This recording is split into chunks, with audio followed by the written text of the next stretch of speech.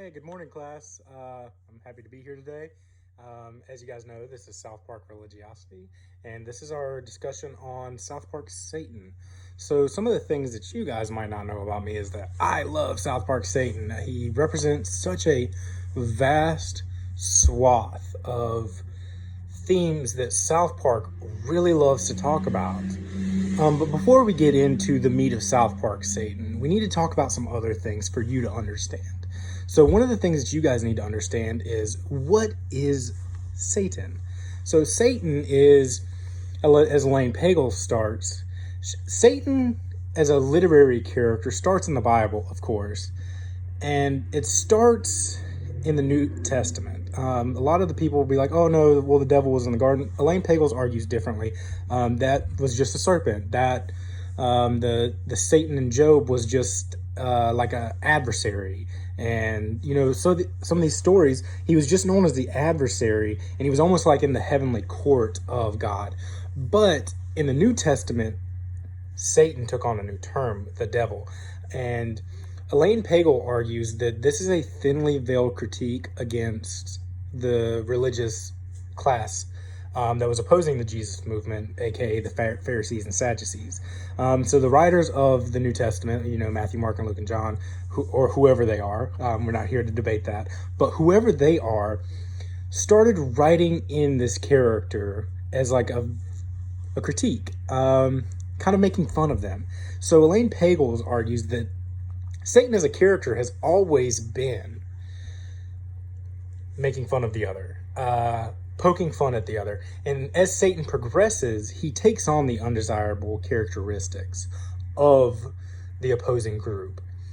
And we can see that in South Park Satan, but before we get there, there's this other theorist that you need to know about called Scott Poole. Scott Poole wrote a wonderful historical survey called Satan in America, and it goes through every decade and talks about all of the different changing beliefs about Satan. So like whenever it was like the Wild Wild West or the frontiers times, there was a real threat against Indian raids. So Satan was very malicious and out to kill Christians and all this other stuff.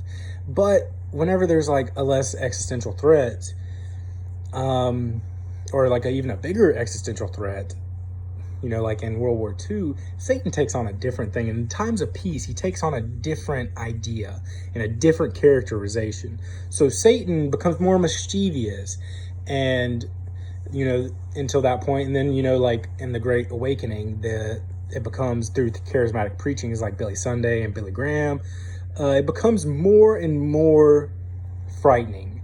And Satan is in a war with God. But what we need to understand is that Satan's still changing. It didn't, lock and key in like the 1960s and stay that way. Satan as a character and a character archetype has always been changing.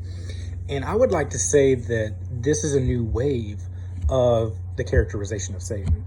That's a bold claim, I know, but there's been this thing of humanizing Satan throughout his run as a character. So like if we look at Paradise Lost, Paradise Lost characterizes Satan as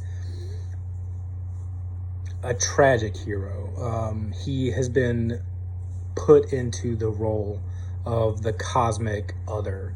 And a lot of people, gravitate towards that ideal. And Trey Parker and Matt Stone have kind of taken that to the next level. Trey Parker and Matt Stone are the creators of the South Park universe. They write it, direct it, animate it every week. But South Park Satan is very, very fascinating, and he's treated differently. He's treated differently for a lot of reasons. So South Park Satan has a lot of things. Let me pull my notes up here. He's used in these really different ways. He is an LGBTQ character. Unlike other characters in the show, he's gay, which is not a big deal. But the way that they treat Satan, sexuality is different. So characters like Mr. Garrison, they're made fun of for being trans or homosexual, and they use slurs that I'm not going to repeat here. But they don't do that to Satan. In fact, a worse character does that. So there's a thing about in South Park that Satan has been made to be a good character. He's a neutrally good, he does some bad actions, but really he's a very good character. And if we were to stack him up to other characters like Jesus, so Jesus is in South Park as well, but Jesus is not a great character. He tries to be nice and he tries to do these other things. Oh, hold on, we'll save the questions for the end, okay? Thank you. So Jesus is kind of reluctant, but he kills a lot of people. In fact, he kills a lot of terrorists. He kills a lot of Muslim extremists. And in some episodes, he kills like xenomorphs and all this other stuff. So Jesus's character is intrinsically violent, but Satan's not. Satan is another religious character that, is often lumped together with Jesus, but Satan's a good character. Satan doesn't delight in torturing. In fact, we don't really see him torture anybody. We don't see him do any bad things. He murders a couple people, but most of the time the murders are justifiable. So there's 3 murders that Satan commits. The first one is Saddam Hussein. So I know this is going to sound crazy, but Saddam Hussein is actually becomes Satan's boyfriend. So his boyfriend starts pushing him and beating up on him and calling him slurs and all this other stuff. And Saddam is the antagonist of the first film that South Park puts out. It's called Bigger, Longer, and Uncut. But Saddam's really the antagonist of the film because he's like making Satan take over the world. And when he realizes throughout the plot of the movie that Saddam's being mean to him and, domestically abusing him, Satan kills him. But this is a gray area because Saddam's already dead. Saddam's already in hell. So Saddam is dead. Can you kill someone that's already dead? And this show addresses that later in this episode called Do the Handicapped Go to Hell? Improbably. When Saddam shows up in hell, Satan's like, that's impossible. I killed you. Saddam says, where did you think I was going to go? Detroit? So there's this weird thing of like, can you kill someone that's already dead? Can you kill someone that's intrinsically more evil than the devil? So they've made this character Saddam Hussein, and if you guys don't know who Saddam Hussein is, he was the dictator of Iraq before he was deposed by the United States government in 2004. So he's like this big character that a lot of people would blame for 9/11 and all these Muslim Al-Qaeda stuff like that. So they made this character larger than life. And he's bad. He slaps people. He tricks people. He tries to murder. He murders a lot of people. So the thing about it is like, by Satan doing a bad act, he in fact does a good act, which is wild, right? It's wild to think about.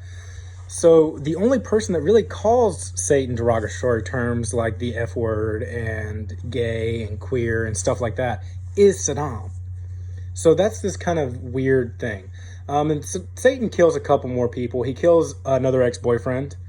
And I can't remember the last one off the top of my head. I'm sorry, I'd have to look it up.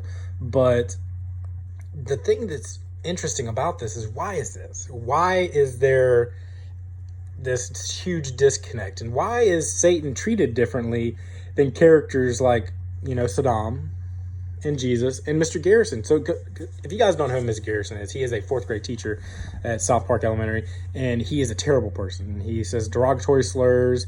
He doesn't believe in evolution, which I don't know if that's like a bad thing or a good thing or what, but he becomes transgender and he's gay and he has a gay boyfriend named Mr. Slave that he belittles and calls gay and like all these terrible things. Mr. Garrison is doing terrible things. And he eventually becomes like the surrogate for Donald Trump. So he becomes the new president, Mr. Garrison, and he's dressed up like Donald Trump. But they treat his sexuality as a punchline. But Satan's sexuality isn't. It's not funny when Satan is belittled and people say these terrible things. It's actually really sad and cringy. And the thing about it is like South Park, the creators don't have a problem with being gay. They have a problem with people being jerks and rude to people. They don't like that. That's part of their core belief. So David Feltmate, author of Drawn to the Gods, talks about this, and you can see that what shows understand and what shows support is called their unseen order. The unseen order of the show is something that really, really is important. So like the creators aren't necessarily aware of this, but they believe these themes and they understand these themes, and you can see it through the plot line. So they believe that being an asshole is bad. They believe being a jerk is bad.